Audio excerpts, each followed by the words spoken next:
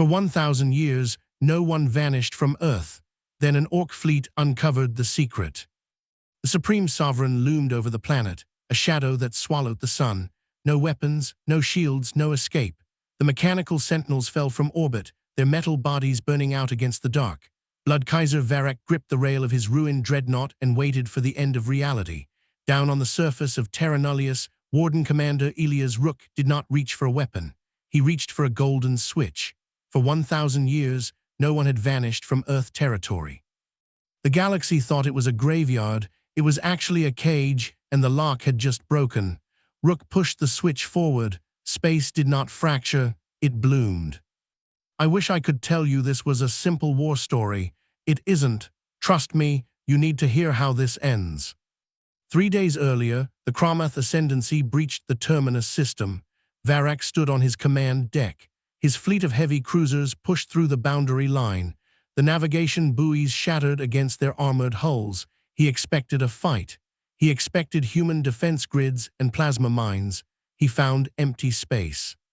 Varrock laughed. He pointed at the blank tactical map projected in the center of the room. The dead zone is a myth, Varrock said. The human quarantine is just a ghost story meant to frighten cadets. He turned his heavy, scaled head toward his crew. The orc officers stood at their stations. They waited for their next target. Push the fleet forward, Varrock said. Take us to the core world. Subcommander Krell keyed his console. He routed power to the main thrusters, engines at full. The dreadnoughts swept past the outer planets. They flew by frozen rocks and dead gas giants. They found no trade routes. They found no shattered wreckage. They found only cold dust. Send boarding parties to the orbital stations, Varrock ordered. Dropships launched from the cruisers.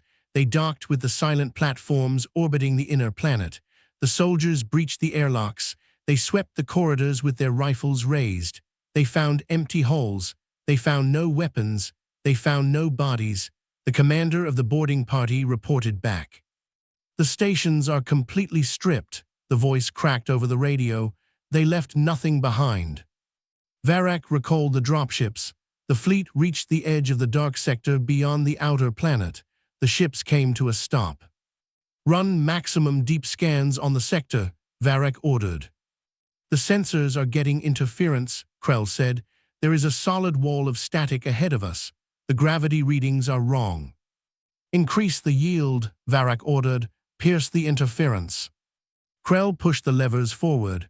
The hum of the ship changed pitch. The sharp, static whine of the deep scans hit the dead zone. The energy pulsed into the black space. The beams reached into the void. They searched for ships, stations, or orbital fortresses. The return signal blinded the sensors. The main screens flashed white. Deep in the dark, the Chronos ring woke up. On the core world of Terra Nullius, Warden Commander Rook felt the bunker shake. He sat at the main terminal. He tapped an obsidian hourglass on his desk. Glowing stardust floated inside it, ignoring gravity. He measured the time they had left before the fracture widened. The perimeter alarms flashed red. Containment pressure dropping, the automated system announced. Rook typed a series of override codes into his console. He tried to reinforce the energy dampeners. He locked the tertiary bulkheads. It did not work. The Cromath scanners were tearing the fabric of the quarantine. The dead zone was never empty. The Chronos ring was keeping the void locked inside. Rook slammed his hand onto the comms panel. He forced a broadcast straight through the Cromath encryption. Turn your scanners off, Rook said. His voice echoed across the alien bridge. You mistook our quarantine for cowardice. We are holding the door, do not push it open. Varrock sneered at the audio feed. A human dared to give him orders in his own territory. Cut the transmission, Varrock said. Lock target on the signal source. Load the heavy kinetic rounds. Target locked, Krell said. Rounds loaded. Fire a warning shot, Varrock ordered. Show them we do not stop. The dreadnought fired. A massive kinetic slug crossed the empty space. It struck the invisible barrier in the dark zone. The impact shattered the first seal. Space bent backward. A tear opened in the vacuum, and an Oblivion Sovereign squeezed through. No weapons fired from the tier. The Sovereign simply existed. It was a shifting mass of impossible geometry that absorbed the starlight. The visual paradox hit the Cromath cruisers immediately. Krell grabbed his head and screamed.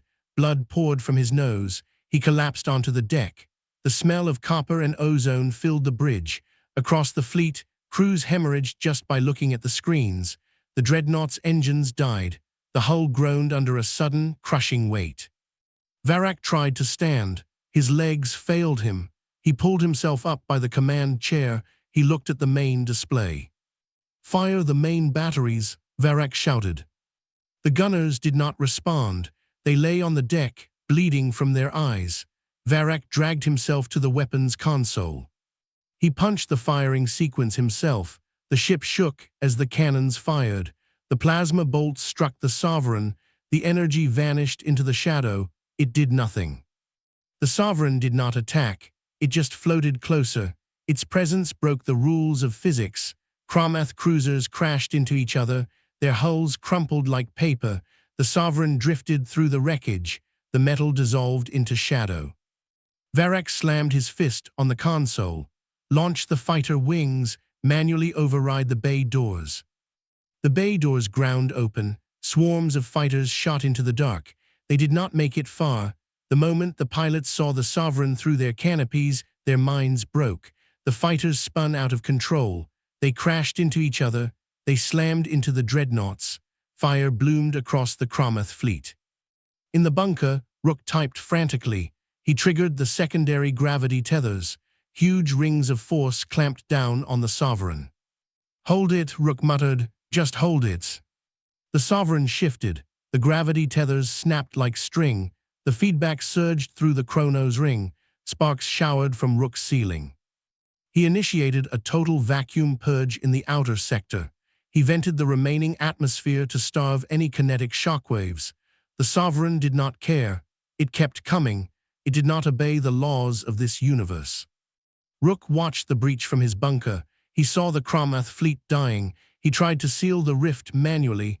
The system rejected his commands. He had no choice. He authorized the Terra Nullius grid. "Awaken the Sentinels," Rook said. The dead planets in the system split open. The crust cracked. Planet-sized mechanical sentinels rose from the rock. Their metal chassis caught the light of the distant sun. They were older than recorded history. Swarms of them flew toward the Sovereign. "Form up," Rook ordered through the network. "Engage at close range." Blue plasma ignited the dark. The Sentinels slammed into the shadow entity. They swung massive kinetic lances that burned with stellar heat. The physical shockwave pulverized nearby moons. The debris rained down on the dead worlds below. Varrock held onto his command chair. His fleet was trapped. The Orc warlord could do nothing but watch a war of gods. One of the Sentinels drove its lance into the Sovereign's core. The shadow boiled. The Sovereign lashed out. It severed the Sentinel's arm. It crushed the machine's chest plate. Metal shattered into the void. The shadow entity did not slow down. It pushed toward the human world. It consumed the light from the plasma fires. More Sentinels fell. Their massive bodies crashed into the asteroid belt. The rocks shattered into dust. Rook tracked the damage on his screens. The grid was failing. The containment ring groaned under the stress. He tapped the hourglass again. The stardust swirled faster. The seal was breaking. "Reroute power to the primary anchors," Rook said to the empty room. He keyed the commands himself. "Hold the line." The Sentinels formed a wall of armor. They locked their shields together. They fired their plasma tethers into the shadow. The Sovereign hit the wall and stopped. The machines pushed back. The entity struggled against the glowing nets. The Sentinels held their ground. Varrock watched his map. The tactical display showed the human machines holding the monster back. He wiped the blood from his face. Maybe the quarantine would hold. Maybe the humans could win. "Get the navigation drives online," Varrock said. "Get us out of here." "The drives are dead," Krell whispered from the floor. "Everything is dead." Then the central rift of the Chronos ring tore wide open. The Supreme Sovereign pulled itself into reality. Its mass eclipsed the local star. Varrock looked at his tactical map. The laugh from earlier was gone. Staring at the true scale of the horror, his conqueror's pride broke. He fell to his knees. The entity reached out. A wave of dark energy washed over the battlefield. The sentinels began to fall. Their systems shut down. Their lights went dark. They became dead metal floating in space. Rook stared at the main monitor. The final seal was gone. The Oblivion Sovereigns were not invaders. They were refugees from a dying universe. They were starving. They had eaten their own reality. Now they were here for this one. The Supreme Sovereign moved toward Terra Nullius. The remaining sentinels threw themselves at the shadow. They locked their drives to overload. They burned their reactors out in bright flashes of light. They died to buy Rook a few more seconds. It was not enough. The shadow consumed the explosions. The shadow swallowed the sun. Varrock waited for death. Down on the surface, Rook reached for the golden switch that had not been touched in thousands of cycles. Humanity did not spend millennia building a superweapon. They built a bridge. Rook pushed the switch forward. Space did not fracture, it bloomed. A massive, shimmering dimensional gateway opened directly behind the core world. The ring of the gateway spanned millions of miles. Golden light washed over the cold dreadnoughts. It pierced the dark energy of the Sovereign.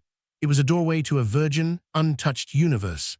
A universe with no life to consume, but endless energy to sustain them. The light pushed the shadows back.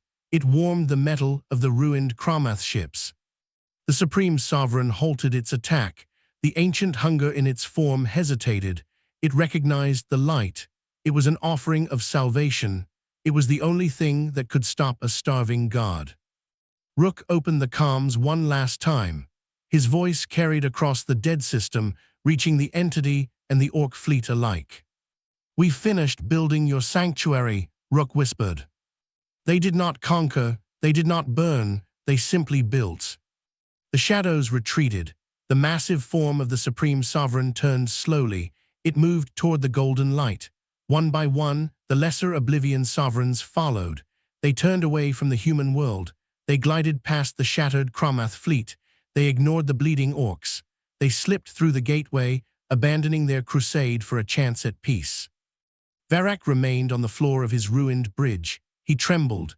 He breathed in the smell of ozone and his own blood. He finally realized the truth.